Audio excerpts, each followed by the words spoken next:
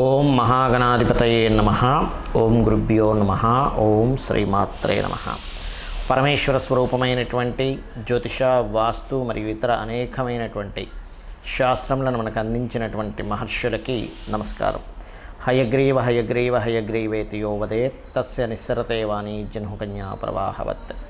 అరుణాం కరుణాతరంగితాక్షీం ధృతపాశాంకుశపుష్పబాణచాపాం అనిమాదివిరావృతాం మయూకైః అహమిత్యేవ విభావయే భవానీం. శ్రీమాత్రే నమః. ప్రేక్షకులకి ఆ లలితాంబిక అమ్మవారి యొక్క అనుగ్రహం పరిపూర్ణంగా కలగాలని మనస్ఫూర్తిగా కోరుకుంటూ మనం ఈరోజు మార్చి ఫలితాలు ద్వాదశ రాశుల వారికి ఏ విధంగా ఉంది, ఏ విషయాల్లో జాగ్రత్త వహించాలి, ఏ విషయంలో కలిసి రానుంది, ఏ పరిహార మార్గం చేసుకోవాలి అనేటువంటిది తెలుసుకుంటూ, అదేవిధంగా ఆఖరిలో అసలు జాతక చక్రమే లేని వారు ఏ పని అవ్వాలంటే ఏ దేవతారాధన చేసుకోవాలనే విషయం కూడా నేను మీకు చెప్తాను. ఆఖరి వరకు వీడియో చూడండి. సింహలగ్నము, సింహరాశి. సింహం వారి కనుక చూసుకున్నట్లయితే రాస్యాధిపతి అయినటువంటి శని భగవానుడు ఇప్పుడున్నటువంటి గ్రహస్థితి రీత్యా చూసుకున్నట్లయితే ప్రధానంగా మీకు ఇక్కడ ఈ సప్తమ స్థానంలో సంచారం చేస్తూ తర్వాత అష్టమంలోకి వెళ్తున్నాడు.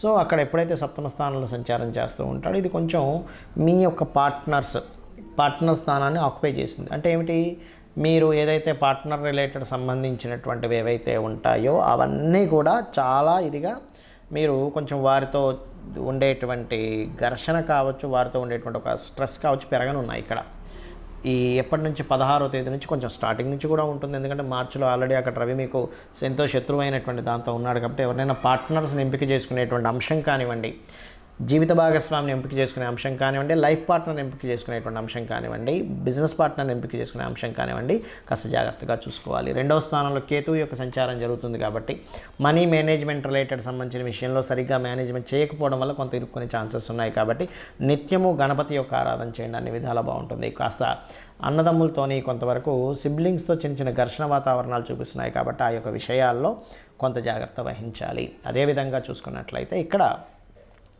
ఈ యొక్క చతుర్థ స్థానం ఏదైతే ఉందో, చతుర్థాధిపతి, చతుర్థ స్థానాధిపతి, చతుర్థ కారకుడు, వీటిని కనుక చూసుకున్నట్లయితే ఇక్కడ పర్టికులర్గా ఈ గ్రహం ఏదైతే ఉందో అంటే జన్మజాతకంలో ఉన్నటువంటి కాంబినేషన్స్ ఏవైతే ఉన్నాయో చూసుకున్నట్లయితే పర్టికులర్గా ఇక్కడ ఈ వాహనం తీసుకునేటప్పుడు కానీ కొద్దిగా అంటే గృహ సంబంధించిన అంటే ఏదైనా ప్రాపర్టీ రిలేటెడ్ సంబంధించిన తీసుకునేటువంటి విషయాల్లో కానీ కొద్దిగా ఈ మాసంలో కాస్త జాగ్రత్తగా ఉండాలి. ఎందుకంటే 4వ అధిపతి ఎప్పుడైతే శత్రుగ్రహాలతో సంబంధం కలిగి ఉందో, అందులో ముఖ్యంగా కుజుడు అయినందుకు ఈ ల్యాండ్ రిలేటెడ్ సంబంధించినటువంటి అంశాలలో చాలా చాలా చాలా జాగ్రత్తగా ఉండాలి. ల్యాండ్స్ కానీ లేకపోతే ఏదైనా ఎనీ ప్రాపర్టీ రిలేటెడ్ కానీ వాహనం కానీ తీసుకునేటప్పుడు కొంత జాగ్రత్తగా ఉండండి. ఎందుకంటే ఇక్కడ శుక్రుడు యొక్క ఎంట్రీ కూడా మనకి సప్తమ స్థానంలో తిరుగుతుంది.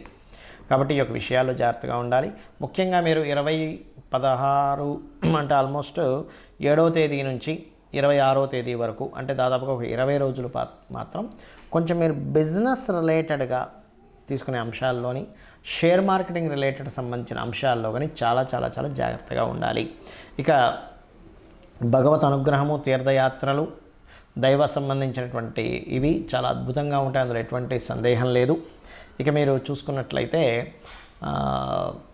ముఖ్యంగా మీరు చేయవలసిన దేవతా ఆరాధన ఏమిటి, దత్తాత్రేయుడి యొక్క ఆరాధన చేయండి. జయ గురుదత్త, శ్రీ గురుదత్త అనే నామస్మరణ చేయండి. కొద్దిగా ఈ పార్ట్నర్షిప్స్ ఇట్లాంటి విషయాల్లో మాత్రం కొద్దిగా జాగ్రత్తగా ఉండండి. ఆ 20 రోజుల పాటు మీరు కొంచెం పెసలు దానంగా ఇవ్వండి. వీలున్నప్పుడల్లా కూడా పెసలు దానంగా ఇవ్వడం, విష్ణు సహస్రనామాలు చదవం చేస్తున్నట్లయితే అన్ని విధాలా మీకు బాగుండడం జరుగుతుంది. రాబోయేటువంటి అంటే దాదాపుగా ఫిబ్రవరి 6 నుంచి మనకి 125 రోజులు దాదాపుగా ఈ కుజ సంచారం ఉంది. అంటే మకరంలోని, కుంభంలోని, మీనంలోని ఈ కుజ సంచారం ఏమిటి అంటే దేశవ్యాప్తంగా కానివ్వండి, మనుషుల మీద కానీ దీని ప్రభావం ఎలా ఉంటుంది ఇండివిజువల్ రాసుల మీద అంటే కొద్దిగా గొడవలకు దారితీయడము, ఒక డ్రాస్టిక్ చేంజెస్ని ఊహించని విధంగా కొన్ని జరగడం, అది సరిహద్దుల్లో కావచ్చు, అంటే మిలిటరీ సిబ్బంది మీద కావచ్చు, లేనట్లయితే ఎందుకంటే ఈ ఫిబ్రవరి 6 నుంచి స్టార్ట్ అయిన ఈ పరిణామాలు ఇట్లా ఇస్తూ ఉంటాయి.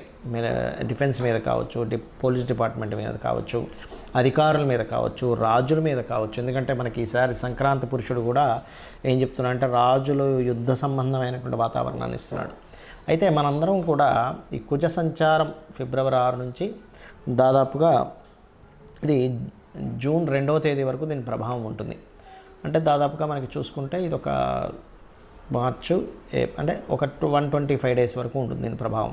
మరి ఈ సమయంలో అసలు అందరూ చేయవలసింది ఏమిటి అంటే, ఎక్కువగా గుర్తుపెట్టుకోండి, నవగ్రహాలలో శని భగవానుడు, రాహువు, కుజుడు, రవి, ఈ 4 గ్రహాలు గుర్తుపెట్టుకోండి. ఈ 4 గ్రహాల దగ్గర దీపారాధన చేయడం ఒకటి. రెండవది గణపతి తర్పణము, చండీ పారాయణము, ఇవి కంపల్సరీ చేస్తూ ఉండాలి ప్రతి ఒక్కరు కూడా. ఇది గుర్తుపెట్టుకోండి. ఇవి చేస్తూ ఉన్నట్టయితే ఈ కుజుడి యొక్క ప్రభావం అనేటువంటి తగ్గి, రకరకాల దేశాల్లో ఉంటూ ఉంటారు ఇండియన్స్ వెళ్ళి, అక్కడ ఏదైనా యుద్ధ వాతావరణం ఉన్నా కూడా కొంచెం ఇవన్నీ ఎందుకు చెప్పుకుంటామంటే, యుద్ధ వాతావరణం వచ్చినప్పుడు మనకి ముందుగా సరుకులు ఒక 2-3 నెలలు సరిపోయిన సరుకులు ఇంట్లో ఉంటే ఇబ్బంది ఉండదు కాబట్టి ఇటువంటివి మెయిన్గా జాగ్రత్త పరచుకోవాల్సిన సందర్భాలు నడుస్తున్నాయి. అదేవిధంగా మత విద్వేష సంబంధమైనటువంటి కొన్ని గొడవలు ఇట్లాంటివి కూడా వస్తాయి ఈ కాంబినేషన్ ఉన్నప్పుడు. ఈ కుజుడు కనుక శనికి రాహుతో సంబంధాలు కలుగుతున్నప్పుడు.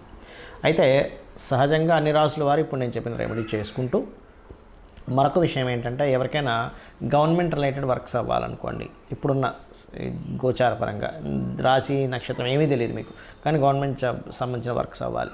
సూర్యభగవానుని చూస్తూ దుర్గా సూక్తము మరియు కాలభైరవ అష్టకము చేయండి, తొందరగా గవర్నమెంట్ వర్క్స్ అవుతాయి.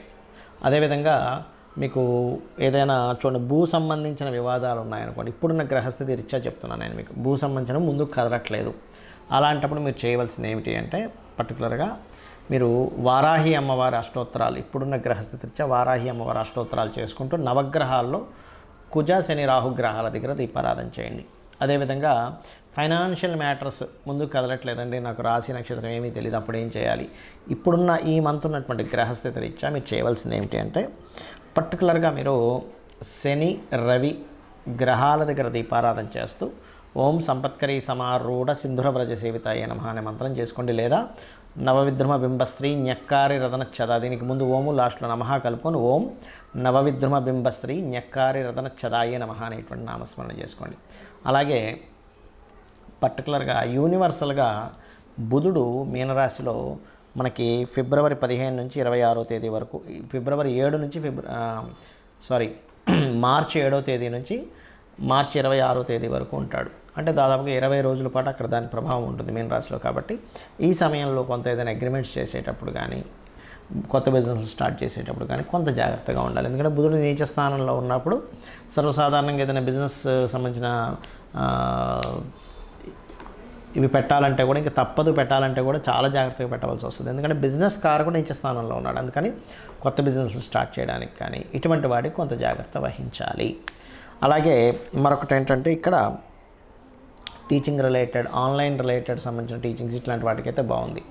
సో అందరికీ చూసుకున్నట్లయితే, అలాగే వివాహ సంబంధించినవి కుదరాలంటే కూడా ఇప్పుడున్న గ్రహస్థితి రీత్యా కాస్త మీరు లక్ష్మీ గణపతి ఆరాధన చేయడము, రావి చెట్టు చుట్టూ ప్రదక్షిణాలు చేయడము, కామేశబద్ధ మాంగళ్య సూత్ర శోభిత కందరాయ నమః అనే నామస్మరణ చేయడం, ముఖ్యంగా గణపతి ఆలయాలకు ఎక్కువగా వెళ్తున్నట్లయితే ఇప్పుడున్న గ్రహస్థితి రీత్యా తొందరగా మీకు వివాహ సంబంధించిన, ముఖ్యంగా మొదటి వారం మార్చి మాసంలో మొదటి వారం ఇది ఎక్కువగా చేయాలి. దాని తర్వాత కాస్త సూర్య భగవానుని చూస్తూ లలిత చదువుకుంటే కూడా మీకు వివాహ సంబంధించిన కుదురుతాయి. ఇది అందరికీ జనరల్గా చెప్తున్నాను.